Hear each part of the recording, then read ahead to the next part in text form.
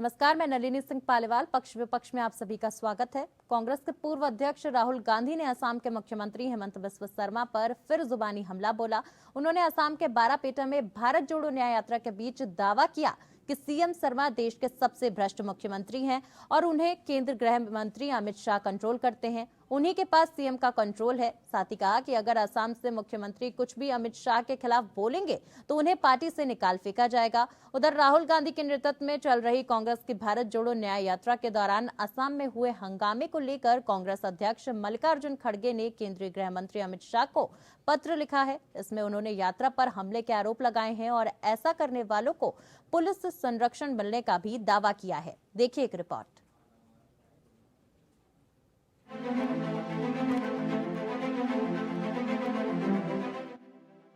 लोकसभा चुनाव से पहले देश भर की सियासत गर्मा गई है। पक्ष और विपक्ष लगातार तमाम मुद्दों को लेकर एक दूसरे पर निशाना साध रहे हैं। इसी कड़ी में कांग्रेस नेता राहुल गांधी ने असम के बारपेटा में सीएम हेमंत बिस्वा शर्मा को जमकर घेरा। राहुल ने हेमंत को देश का सबसे भ्रष्ट मुख्यमंत्री बताया और आरोप लगाया कि उन्हें केंद्रीय गृह मंत्री अमित शाह कंट्रोल करते हैं। राहुल ने आगे दावा किया कि बीजेपी वालों को जितने केस लगाने हैं वो लगा लें, उन पर इसका कोई फर्क नहीं पड़ने वाला है। वो केस से नहीं डरते हैं और ना तो वो बीजेपी से डरते हैं, ना ही आरएसएस से खौफ खाते हैं। असम सीएम को लेकर कांग्रेस नेता ने कहा कि हेमंत बिस्वा शर्मा के दिल में पूरी दुनिया से नफरत है। वो सुबह उठते हैं और उनके दिल में नफरत निकलती है। लड़ाई उनसे नहीं बल्कि जंग उनके दिल में नफरत से है। नफरत को नफरत कभी नहीं काट सकती है। अगर किसी ने आपको गलत बोला है और आपने भी उसे वैसा ही उल्टा बोला तो ये ऐसे ही जारी रहेगा। नफरत को सिर्फ मोहब्बत से काटा जा सकता है। नफरत के पीछे डर छुपा होता है। ये लोग देश में डर और नफरत फैलाते हैं।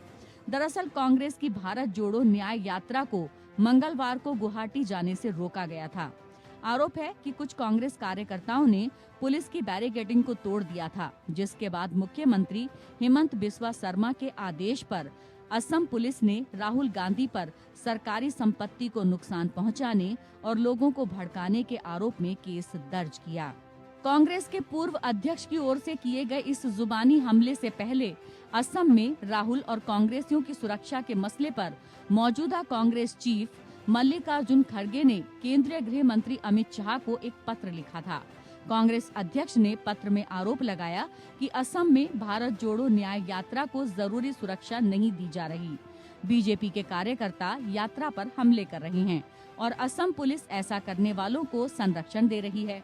खड़गे के मुताबिक 21 जनवरी को यात्रा पर सोनितपुर जिले में हमला किया गया था।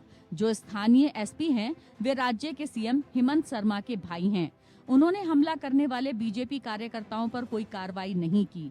बीजेपी कार्यकर्ताओं ने कांग्रेस की सोशल मीडिया टीम पर हमला किया और इन लोगों ने हमारे महासचिव जयराम रमेश पर भी हमला किया। उनकी कार पर हमला हुआ। कांग्रेस अध्यक्ष के लेटर के अनुसार बीजेपी कार्यकर्ताओं ने असम कांग्रेस कमेटी के अध्यक्ष भूपेन बोरा पर भी हमला किया और इस हमले में उन्हें चोट आई। अगले दिन 22 जनवरी को नगांव जिले में बीजेपी कार्यकर्ताओं ने राहुल गांधी के काफिले को रोका और उनके काफी करीब आ गए। उन्होंने ये भी कहा कि इन सभी परेशान करने वाली घटनाओं के समय असम पुलिस बीजेपी कार्यकर्ताओं को संरक्षण देती रही। मल्लिकार्जुन खड़गे ने गृह मंत्री से इस मामले में तुरंत हस्तक्षेप करने और सुरक्षा सुनिश्चित करने की अपील की है। खड़गे की ओर से बताया गया कि न्याय यात्रा में हमला और हंगामे का वीडियो सार्वजनिक फोरम में है, पर किसी भी हमलावर के खिलाफ न तो कोई मामला दर्ज हुआ और न ही कोई कार्रवाई हुई। हम यात्रा के साथ आगे बढ़ रहे हैं।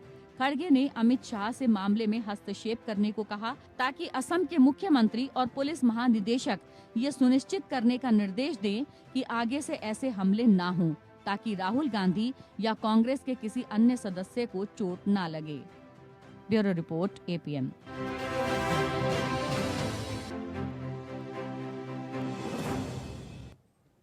तो तो आज पक्ष विपक्ष में इसी पर चर्चा होगी। चर्चा के लिए हमारे साथ खास मेहमान जुड़ चुके हैं। सबसे पहले आप सभी का उनसे परिचय करा दूं। हमारे साथ कांग्रेस प्रवक्ता डॉक्टर स्नेहाशीष वर्धन पांडे जी जुड़ चुके हैं, बहुत बहुत स्वागत है आपका सर। वहीं हमारे साथ पॉलिटिकल एनालिस्ट सुमन अर्पण जी जुड़ चुके हैं, बहुत बहुत स्वागत है आपका। वहीं हमारे साथ कुछ ही देर में बीजेपी प्रवक्ता गौरव मिश्रा जी भी जुड़ेंगे, उनका भी स्वागत करेंगे हम साथ ही। देखिए, सबसे पहले स्नेहाशीष जी, मैं आप पे ही आने चाहूंगी कि देखिए जिस प्रकार से पूरा ये हादसा हुआ, बैरिकेटिंग तोड़ी गई, लेकिन राहुल गांधी कह रहे हैं कि हमने बैरिकेटिंग तोड़ी है, कानून नहीं तोड़ा है। तो बैरिकेटिंग तोड़ना कानून तोड़ने में नहीं शामिल है? देखिए, असम में जो कार्रवाइयां की जा रही हैं और निश्चित तौर पर राहुल गांधी जी की जो यात्रा है उससे भयभीत होकर वहां की भारतीय जनता पार्टी की सरकार जिस तरीके से कार्रवाई कर रही है और जिस तरीके से रूट को डाइवर्ट किया जा रहा है बार बार, और जिस तरीके से रूट को जानबूझकर ऊपर से आए आदेश के अनुसार उसे डाइवर्ट करने का काम किया जा रहा है। क्योंकि आज हमारे नेता राहुल गांधी जी ने ये क्लियर कर दिया कि अमित शाह जी के फोन से कंट्रोल होते हैं असम के सीएम, और वो इस तरीके के उदंड जो, क्योंकि वैचारिक ही इनकी वैचारिकता ही वही उदंडता वाली है, तो ये लोग चाहते नहीं है कि लोकतंत्र में दूसरे पक्ष की आवाज सुनी जाए। जबकि बार बार कही जाती है कि सबको आंदोलन करने का, सबको अपनी रैली निकालने का, सबको शांतिपूर्ण तरीके से प्रदर्शन करने का छूट मिला हुआ है। आप भी देखिए कि विश्वविद्यालयों में भी उन्हें जाने से रोक दिया जाता है, छात्रों से मुखातिब होने से रोक दिया जाता है। तो राहुल गांधी जी लगातार संघर्ष के साथ आज असम में कंटिन्यू संघर्ष किए जा रहे हैं, और वैसी चीजों पे आप देख रही हों कि किस तरीके से असम के सरकार ने किस तरीके से बार बार ये चाहा कि ये यात्रा कैसे भी रुके, लेकिन राहुल गांधी रुकेंगे नहीं। कांग्रेस का एक कार्यकर्ता उनके साथ है, कांग्रेस पार्टी के साथ साथ आम जनता भी उनके साथ है। जी, हमारे साथ बीजेपी प्रवक्ता गौरव मिश्रा जी भी जुड़ चुके हैं। गौरव मिश्रा जी, देखिए लगातार राहुल गांधी ने काफी सारे आरोप लगाए हैं। राहुल गांधी ने कहा है कि हेमंत बिस्वा शर्मा सबसे भ्रष्ट मुख्यमंत्री हैं, और ये भी कहा है कि हेमंत बिस्वा शर्मा अमित शाह के कंट्रोल में रहते हैं। देखिए, राहुल गांधी जी परम ज्ञानी है और ये अंतर्यामी भी है। राहुल गांधी को सपना आया था, अमित शाह जी ने खुद बताया था कि उन्हीं से गवर्न होते हैं वो, और झूठ परोसने का वो काम करते हैं और सीरियल ऑफेंडर है। कानून का उल्लंघन करना इनका जन्मसिद्ध अधिकार है, क्योंकि ये भारत को अपनी बपौती मानते हैं, इसीलिए भारत के संविधान और कानून का बार बार उल्लंघन करते हैं। राहुल गांधी वही है जो सुप्रीम कोर्ट में जाकर माफी मांगते हैं। राहुल गांधी वही है जिनकी संसद सदस्यता समाप्त कर देती है न्यायालय। राहुल गांधी वही है जो बार बार छीटाकशी करते हैं और समझते हैं कि हर बार इनको एक प्रकार से छूट मिल जाएगी। वहीं जनता ने राहुल गांधी और कांग्रेस पार्टी का क्या हर्ष किया है वो कुछ छुपा हुआ नहीं है। रही हिमंता बिस्वा शर्मा जी की जहां तक बात है, जिस भ्रष्टाचार की ये बात कर रहे हैं, उस भ्रष्टाचार में पूरे नॉर्थ ईस्ट से आतंकवाद खत्म हो गया है, समाप्त हो गया है। पूरे नॉर्थ ईस्ट में इंफ्रास्ट्रक्चर का जबरदस्त डेवलपमेंट चल रहा है।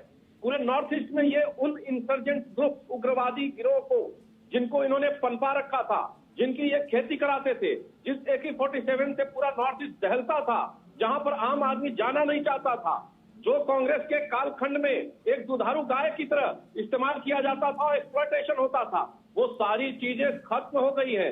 वहां पर जनजातीय उग्रवाद समाप्त हो गया है।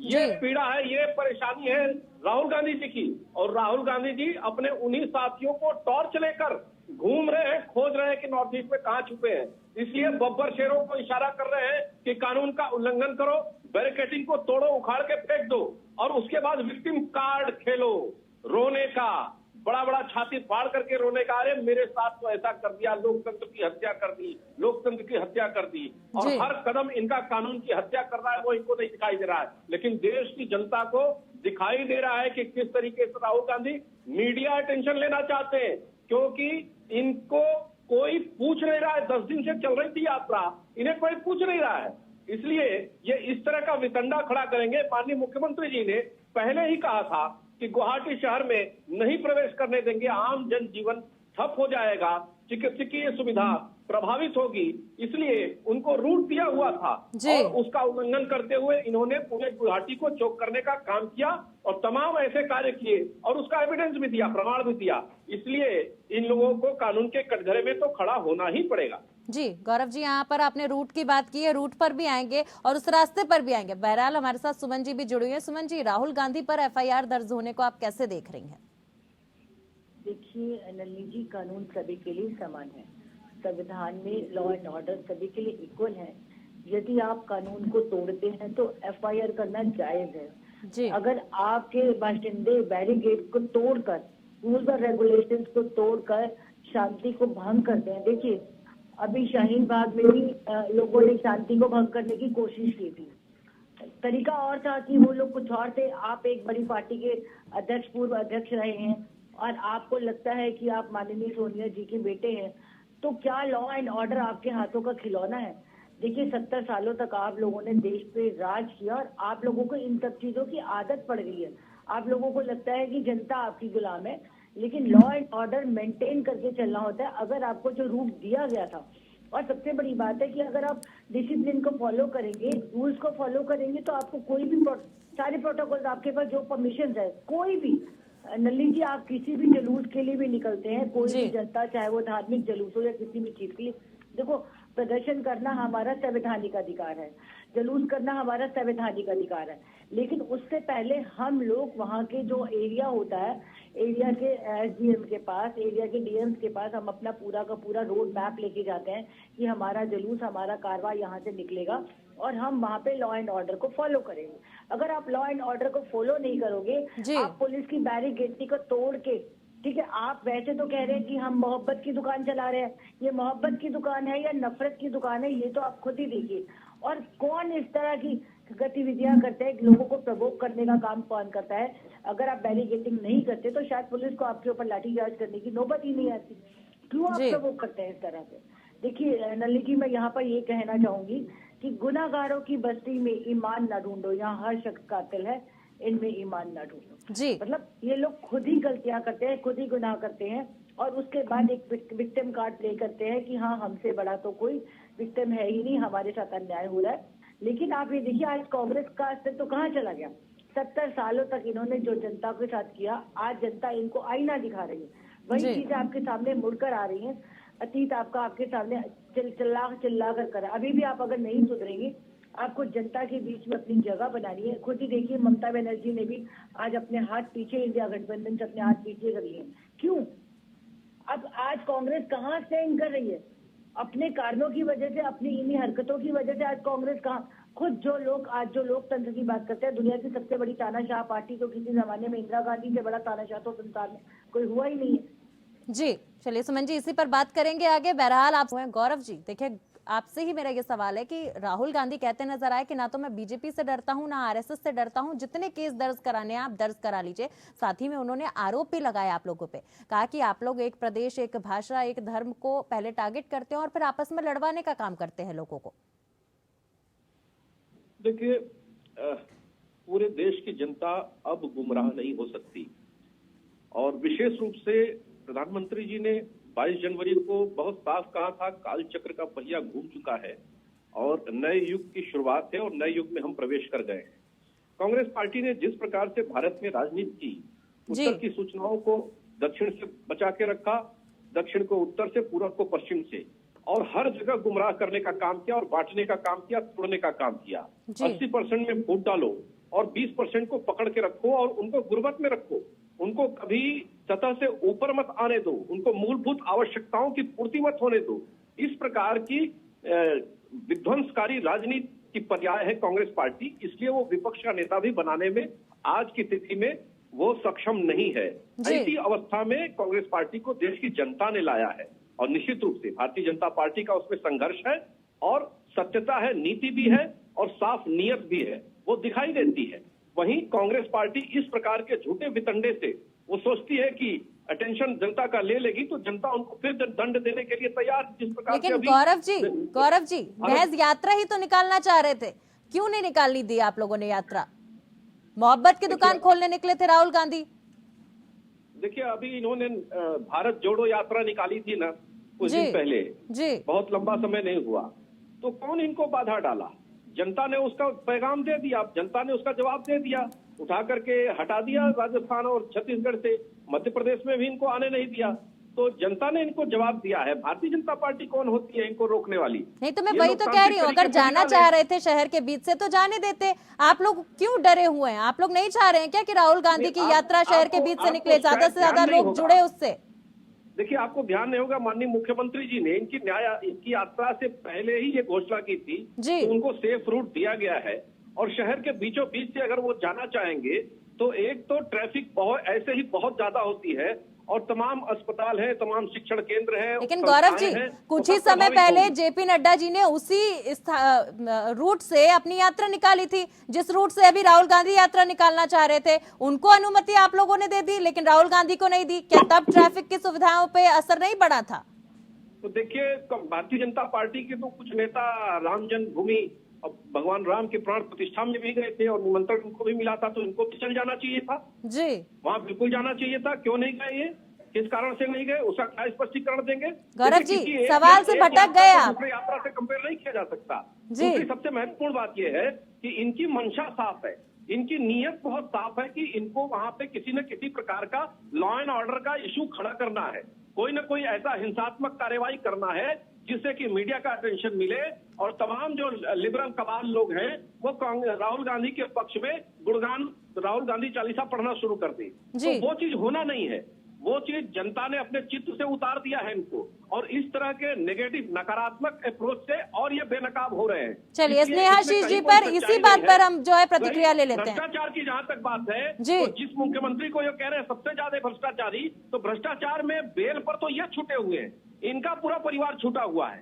कब जेल जाएंगे इसका कोई ठिकाना नहीं है। स्नेहाशीष जी के ऊपर आरोप लगा रहे हैं। स्नेहाशीष जी जवाब दीजिए। देखिए, दिक्कत क्या है, जो मैं बार बार बोलता हूँ कि ये सनातन का आवरण ओढ़े हुए विधर्मी लोग हैं। अभी भावातिरेक में इन्होंने बोल दिया राहुल चालीसा। अरे नहीं बोलना चाहिए, हनुमान चालीसा होता है। भगवान के नाम के साथ इंसान का नाम ना जोड़ा कीजिए, इसका ध्यान रखा कीजिए। और दूसरी बात, रही बात जी, तो कठिन सवालों के लिए ये लोग अभ्यस्त नहीं होते हैं, क्योंकि आपको भी मालूम है कि कठिन सवाल आते हैं किस तरीके से ये लोग भागते हैं। जैसे क्लासरूम में बच्चों के साथ स्थिति होती है, तो कठिन सवालों के लिए ये लोग अपरिपक्व लोग हैं। तो भारतीय जनता पार्टी के लोग अपने बने बनाए चाशनी में वो डूब के निकल जाते हैं, कहते हैं देखो मीठा लग रहा हो ना। तो यही दिक्कत है इन लोगों के साथ। और यहाँ पे दिक्कत देखिए क्या होगी, ये सीधे सीधे मैं बोलना चाहूंगा कि असम में भारत जोड़ो न्याय यात्रा में जितनी भारी भीड़ जुट रही है, ये आज इन्होंने अपने से स्वीकार कर लिया कि इनकी यात्रा निकलेगी तो पूरा जाम लग जाएगा। और नड्डा जी की यात्रा निकली थी तो जाम लगने की स्थिति ही नहीं थी, क्योंकि उनके पास कोई ऐसा आदमी ही नहीं था, भीड़ ही नहीं थी, समर्थन ही नहीं था। स्नेहाशीष जी, आप लोगों पर आरोप लगे सरकारी संपत्ति को नुकसान पहुंचाने के, आप लोगों पर आरोप लगे हैं। देखिए, हमारी यात्रा तो लाइव चल रही है, उसमें वीडियो में दिख रहा है आपको कि किस तरीके से 20-25 लोकल सड़क छाप गुंडे जो हाथों में भगवा का लेके भगवा का भी अपमान करते हैं, सड़क छाप गुंडे कहिए, भारतीय जनता पार्टी के लोग भी कम से कम जो मूल कार्यकर्ता होंगे, क्योंकि अभी तो भाड़ा पे ये लोग आयातित कार्यकर्ता लाते हैं। लेकिन सर बैरिकेड्स आप लोग तोड़ रहे हैं, बैरिकेड्स आप लोग तोड़ रहे हैं और कह रहे हैं कि कानून व्यवस्था बनाई रखी। हमने कानून नहीं तोड़ा, बैरिकेड्स तोड़े। ये कैसे बैरिकेड्स तोड़ना हुआ कि कानून नहीं तोड़ा, बैरिकेड्स तोड़ दिए? निर्धारित रूट पे हम थे, निर्धारित रूट पे हम लोग चले हैं। भारतीय जनता पार्टी की कानून व्यवस्था वहां पे राज्य में इतनी लचर है कि वो मजबूरी में हाथ खड़े कर दे रहे हैं उनके मुख्यमंत्री आगे। मुख्यमंत्री कभी बयान देता है। लेकिन स्नेहाशीष जी, आप लोगों को तो एक निर्धारित रूट दिया गया था ना, तो क्यों शहर के बीच से जाना चाह रहे थे? आप कह रहे हैं कि भीड़ खुद चलकर यात्रा में आ रही है, तो क्या जरूरत पड़ गई आपको शहर के बीच से जाने की? निर्धारित रूट से जाते आप लोग। हमारी यात्रा एकदम निर्धारित रूट पे थी, लेकिन उसमें कंफ्यूजन क्रिएट करने का काम ये लोग बैरिकेडिंग कर करके करते हैं। और सोचिए ना, आप खुद सोचिए ना कि सीएम आता है और इस तरीके की बातों को करता है, कैसे डरे हुए ये लोग हैं। और मैं तो बड़ा खुशकिस्मत समझता हूँ कि जब भी कभी डिबेट में हम लोग कांग्रेसी बैठते हैं कांग्रेस, तो हम लोग एकदम तैयार रहते हैं कि राजनीतिक विश्लेषक भी भारतीय जनता पार्टी के प्रवक्ता के तौर पे आके बातें रखेंगे, तो हम लोग पूरी तरीके से मेंटली प्रिपेयर रहते हैं कि कांग्रेस ने इस देश को लोकतंत्र दिया है। कांग्रेस सीएम पर इतने आरोप लगा रहे हैं आप लोग, हेमंत बिस्वा शर्मा पे इतने आरोप लगा रहे हैं। एक वक्त था जब कांग्रेस का हिस्सा थे वो सर, तब भ्रष्टाचारी नहीं थे। और गौरव मिश्रा जी की मजबूरी हो सकती है। अरे एक वक्त था जब हेमंत बिस्वा शर्मा आपकी ही पार्टी में थे, बहुत लंबे अरसे तक आपकी पार्टी के लिए उन्होंने काम किया, तब वो भ्रष्टाचारी नहीं थे। आज वो बीजेपी में है तो आप भ्रष्टाचारी बता रहे हैं। दरअसल देखिए, दर्द वही पे है इनको। उनका नाम खुद आया, उनका नाम खुद आया, चलिए सुमन जी भी कुछ कहना चाह रही हैं, सुमन जी भी कुछ कहना चाह रही है। सुमन जी, एक पॉलिटिकल एनालिस्ट को कांग्रेसी प्रवक्ता भारतीय जनता पार्टी का प्रवक्ता बता रहे हैं। आप खुद देखिए कि इनकी मानसिकता क्या है। अभी आपने बोला कि भारतीय जनता पार्टी अपने डरती है, बिल्कुल डरती है। मैं बताती हूँ, जैसे लोग भारत में अपनी मोहब्बत की यात्रा करेंगे तो शायद संसार को डरना पड़ेगा। पहले आप देखिए तो सही, आप स्टे कहाँ कर रहे हैं? अब स्टे कहाँ कर रहे हैं? सत्य जो होता है ना, सत्य परेशान हो सकता है, पराजित नहीं हो सकता। एक सवाल आपसे किया जाएगा तो आप भी लगिएगा कि राम मंदिर का नाम लेंगे। भारतीय जनता पार्टी के अब लगिएगा हिंदू मुस्लिम करने। आपको तो ये भी नहीं पता, भूल रहे स्नेहाशीष जी, नहीं मालूम कि पॉलिटिकल एनालिस्ट क्या, भारतीय जनता पार्टी का प्रवक्ता क्या है। आवरण बचना चाहते हैं वैसे आप नहीं बचिए, रोड मैप, आपको एक रोड मैप दिया गया है। सिंपल से रोड मैप की बात करें। न्यूट्रल का मतलब है कि इनको बचाइए, इनके पापों पर पर्दा डालिए, इसको न्यूट्रल। स्नेहाशीष जी, जल्दी से कम शब्दों में, आपकी पार्टी में थे तो भ्रष्टाचारी नहीं थे सीएम, अब भ्रष्टाचारी हो गए। कम शब्दों में सर, वक्त का अभाव है, जल्दी से। देखिए, उनके बारे में लोगों ने खुद बता दिया है कि मुझे जेल नहीं जाना है। उन्होंने ऐसी बात कहते अमित शाह से मुलाकात की थी, उसके बाद वो भारतीय जनता पार्टी में जाके शामिल हो गए थे। ठीक है, तो चलिए, आप सभी माफी चाहूंगी सर, वक्त का अभाव है। आप सभी का बहुत बहुत धन्यवाद हमारे साथ जुड़ने के लिए। फिलहाल के लिए पक्ष विपक्ष में मेरे साथ बस इतना ही। नमस्कार।